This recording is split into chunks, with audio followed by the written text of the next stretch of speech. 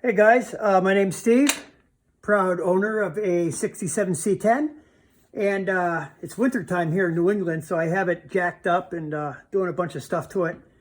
And this winter I want to do all new brakes from top to bottom. So I stripped all the brakes off. I still had my front drums were riveted onto the hub, so I cut those off and did all those, and I bought new brake drums, and I bought from inline tube, I bought all new stainless steel lines, and my master cylinders is original, and it's pretty bad shape, so I'm going, I'm just going to buy a new one. So I ordered one today, and I ordered a Delco one, which is pretty expensive compared to like the Advanced Auto, but hopefully I don't want to screw around with those things, buying the cheapest one I can. So I bought the Delco Premium. It was like 75 bucks. It's going to come in tomorrow. But anyways, let's talk about this distribution block here. And a lot of people get them confused with proportioning valves. And the difference is proportioning valves, some are adjustable, some aren't. Some are factory set. But it's where you can proportion, meaning apply more pressure to the front or rear brakes. And they're used when you have a disc brake in front and drum brakes in back, or a 4/4 disc brake setup where you need to control the front and the back separately. So that's not what this is. The only thing this block is for, and this is the distribution block, it looks the same, pretty close, but all it is for this switch right here is for the lights. And this one right here, this unscrews. You have to be careful when you're doing some junkyard searches, because there's all different kinds. I have this style right here for the ground. And let's see what else I got. Yeah. Oh, I have another style here that goes into this block. Now, I've heard a bunch of people saying, oh, I lost my back brakes and now I don't have any, and my brake light's on and I can't get to go out. And they say, well, you can pound on your brakes until it clicks and all this stuff. And it's not true with the distribution box. They don't click. There is no click. But I can show you what it does do. Because this one was frozen up on one side and didn't really function properly, obviously. So I boiled this out in a thing of alcohol. I have a little hot plate. I fill it up with oil in a pan and just let it boil for, not oil, excuse me, alcohol, 90% alcohol. And I let it boil for hours. Now you keep filling up with more alcohol. Try not to catch yourself on fire. Good thing to do outside. So anyways, I have made this I just took a screwdriver, and on the ends of the distribution block where the fittings go in, there's a hole. I had to grind mine down a little. I don't know if you're going to be able to see or hear this because it's very small, but this one's a functioning valve. I got this one working, and notice how I go, it just pushes in about 1/8 of an inch.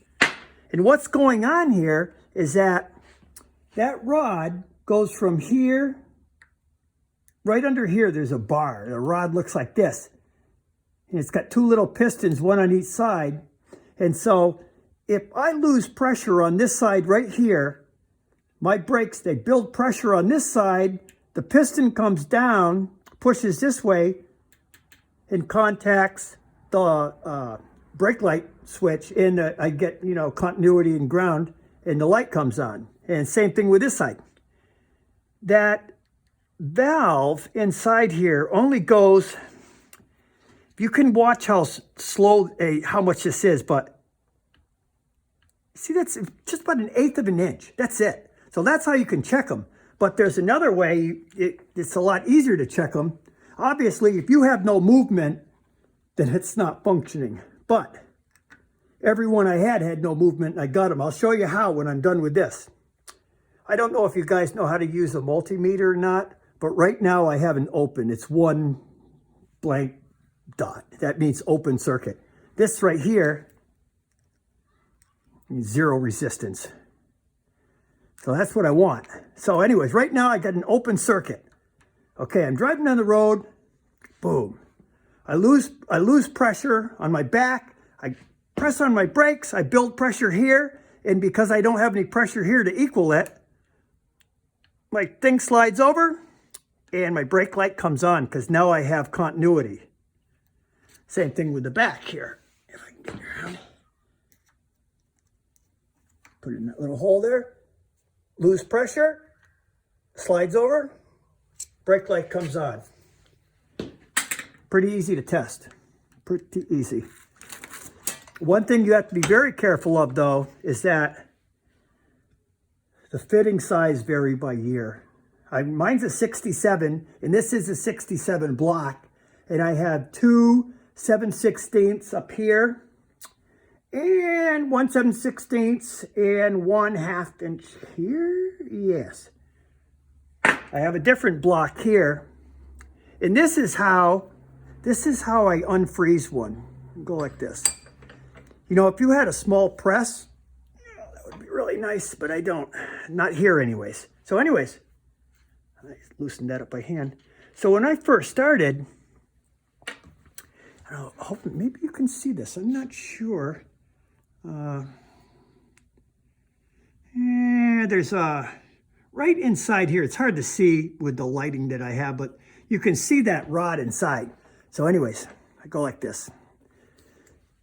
Hey, so you try to push that and you got nothing. It's frozen up.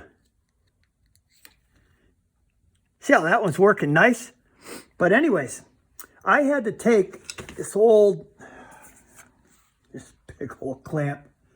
This big old clamp like this. I put her on here. And I just squeezed in till I pushed it in 1/8 of an inch. Take it off. Go around, flip it over, and do the exact thing. It may take you a few tries. I also sprayed some brake fluid in here. Right now, my system's 100% empty. I've never had anything in all my new components. So I'm not sure if I'm going to go with 5 or 4. But whatever you pour in here, you know, if you're going to use 4, then start with that. And just pour it in each port. Just start working them back and forth. And then you get your old, your center thing in here. Like I said, I can't use this port because this one has one size that's a little different. I got it at the junkyard, but for some reason it was a C20 and they don't use it. Every truck is different and I can't explain that. I'm sure it has to do with, you know, the proper brakes and stuff like that. But anyways. Okay, ground that out. Okay, let's test it. Right now it's in a neutral position. Yep, working there.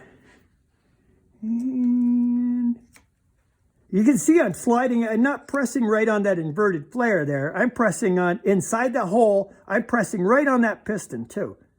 See right there? Full continuity for my brake light to come on. So that's how it works. There is no, you know, the clicking noise people talk about when you're resetting these. There is no click. Believe me, that's exactly what you're going to hear. And I think this was on the truck. It's going to be mounted like this on the truck, but you could pull off your lines and see if you could press that in. You know, maybe, you know, it'd be easy enough just to disconnect all 4 lines, throw it in a vise or a little press, you know, but don't go and try and push that all the way through because it doesn't come out. Something would break. Just go in like an 1/8 inch, flip it over, do the other side back. It only took me 1 or 2 times and they were functioning perfectly. It's probably they have a little rust and water in there. And, you know, like I said, I boiled these out in alcohol. Then I, you know, put brake fluid in there and, you know, cycle them through and everything's working fine. Hey, anyways, that's it for me, man. Good luck with your truck. Here's mine. Wait a second. Here's my project. Oh my God. Oh, it never ends, man. It never ends. All right. Hey, nice meeting you. My name's Steve. See you later.